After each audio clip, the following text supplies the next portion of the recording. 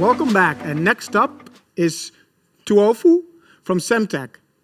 Enjoy his talk.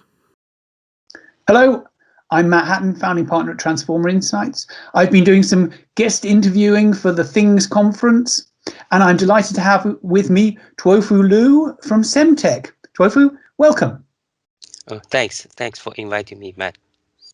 My pleasure. We're going to be talking about low-cost gateways, but first off, a few words of introduction about yourself, who you are, where you're from, what your role is within Semtech, if you wouldn't mind. Yeah, I'm Tuofu. I joined Semtech in June last year. So I'm responsible for LoRa-based products, and I'm based in San Jose, California. Excellent. Okay, so the focus of this particular conversation is going to be on a couple of new product launches that Semtech's had. The SX1302 and SX1303 low-cost gateway reference designs, if I understand correctly. So if we're talking about low-cost gateways, what's the benefit of a low-cost gateway? Yeah, the benefits of low-cost gateway is to enable a lot of new use cases. For example, smart homes, smart factory, smart store, and smart buildings. So, these gateways, because of the lower cost, that will enable these new use cases to enjoy significant growth. Okay. And yeah, so that these low-cost gateway, it's very similar to a previous gateway, but it has a lower power consumption and a lower solution area as well. So that's in addition to low cost. Okay, so the thinking is if you can bring that price down, you can open up a much bigger market to be addressed in all sorts of more price sensitive pieces of the market, I guess is the thinking. Okay, good. Yeah. So what is it that makes these products, the 1302 and 1303 gateways, low cost? How do you do it? How do you make a low cost gateway? Yeah, so the 1302, 1303 gateway chip compare with the previous legacy gateway chip. One is a much lower power consumption, so that actually eliminate some of the thermal heating components in the gateway design. So that's one aspect of reducing cost. The other aspect is these chips has a smaller footprint and a smaller chipset package as well, potentially enable smaller size of solution. So that potentially also reduce the cost. The solution size, reference solution size that's reduced as well. And also the chip was designed in a way that the external R-bond components also gets reduced. So the R-bond components get reduced, but it also reduced the price of the reference design. So combine all these three aspects, that's how it reduced overall gateway price. Okay. Cost. Yeah. Okay. And can you give me a sort of order of magnitude idea about how much it's reducing the costs by, just to get an idea? Is it 90%, 50%, 20%? What are we talking? Yeah. So with these cost reduction, we are enabling, for example, $50 to $70 gateways, which is compared to previous gateway hundreds of dollars. So that's quite a lot of reduction actually. Yeah. Okay, that's interesting. So tell me about the features of these gateways that you're introducing. I think we've sort of touched on some of them, but if you can run me through the features of the gateway to understand what it is that they're delivering. Yeah. So for 1302, 1303 reference designs, during the past 6 months, we launched 4 new features.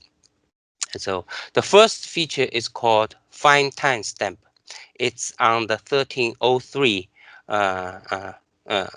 we call core cell reference design.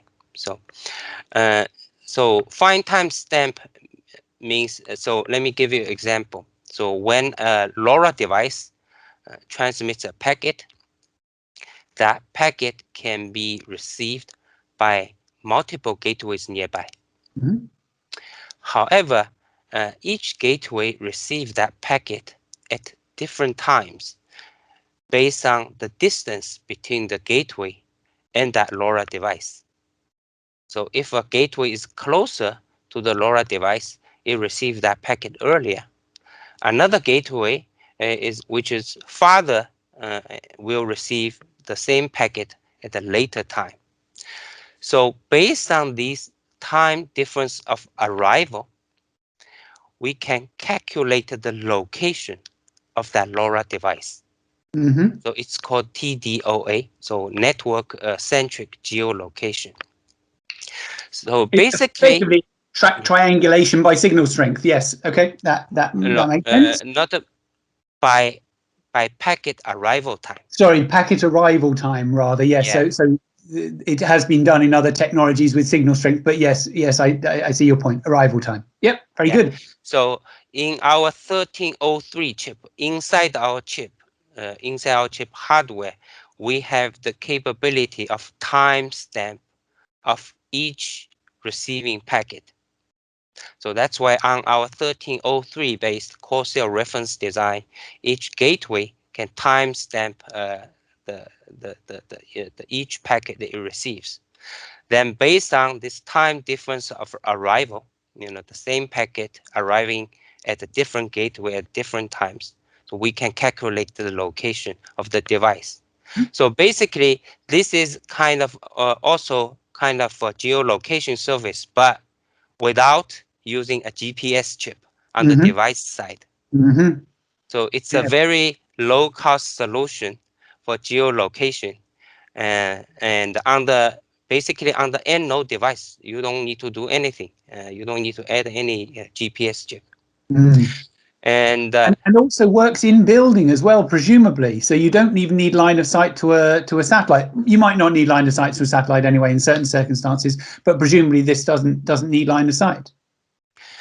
Yeah, ideally it works outside, but so basically it also needs a time synchronization signal. So on the reference design, you need a GPS chip on the gateway, you need a GPS chip to sync time among different gateways. Okay. So yeah, inside the building, it's difficult to get that source. But so it's ideally outside to tracking devices outside. Okay. And so the accuracy for this network-centric geolocation is compared to a GPS chip is different. So accuracy is about 75 to 150 meters. There are a lot of use cases that does not need a GPS chip type of accuracy, like for example, certain asset tracking. If you want to track a big truck, and accuracy of 75 to 150 meters probably is good enough. Yeah. So there are a lot of use cases with these network geolocation. So geolocation tracking is can use this TDOA with a fine timestamp feature. So this is a very low-cost feature. As I mentioned, it does not need to add any GPS chip on the end devices. Very good.